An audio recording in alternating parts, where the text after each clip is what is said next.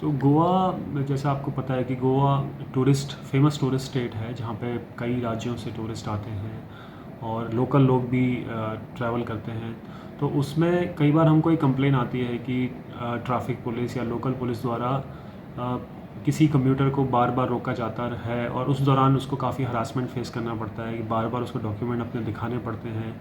और ये चीज़ अगर कोई बोले कि कम्यूटर की मुझे अभी रिसेंटली चेक किया है, अभी 10 मिनट पहले मैं दूसरे रेड लाइट पर था, वहाँ पे भी चेकिंग हुई थी मेरी, तो ये एक्सक्यूज़ का कोई हमारे पास तरीका नहीं है कि इसको सर्टिफाई हम करें किसी की बात को। तो इसलिए हमने ये सिस्टम एक क्विक पास एक ऐप बनाया है, जिसमें अगर किसी कम्यूटर को एक बार रोका जाता है तो एक बार डॉक्यूमेंट वेरीफाई करने के बाद उसको एक क्यूआर कोड बेस्ड पास दिया जाता है, जो कि 12 घंटे अभी उसकी वैलिडिटी है, बट अगले हफ्ते हम इसको 24 घंटे कर देंगे।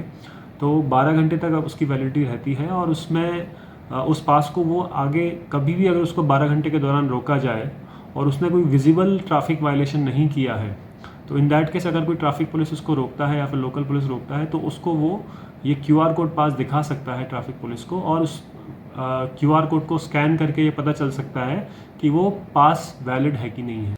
क्विक पास ॲप वापरलेल्या पर्यटकांनी आपला अनुभव सांगलो. आणि गोव्यामध्ये येऊन आज परत पुण्याला निघालो आहे. गोवा ट्रॅफिक पोलीस आणि त्यांच्या माध्यमातून एक क्विक पास म्हणून त्यांनी एक नवीन स्कीम आणि ट्रॅकिंग केलेलं आहे, जेणेकरून या टुरिस्टला कुठलीही अडचण होणार नाही आणि योग्यरित्या सुलभ प्रवास होईल.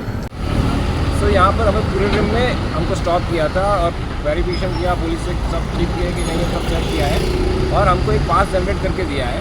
जो पास जनरेट करके दिया है वो 12 आवर के लिए वैलिडेट है. सो अभी कोई और मिलके पुलिस रोक रहा है तो वो सिर्फ पास देख के हमको आगे जाना देगा, बिकॉज हमारा वेरिफिकेशन हो गया है. तो ये एक बढ़िया सिस्टम है. सो आई रियली अप्रिशिएट इट. प्रुडंटा खातीर सिनियर रिपोर्टर मुकेश कुमार.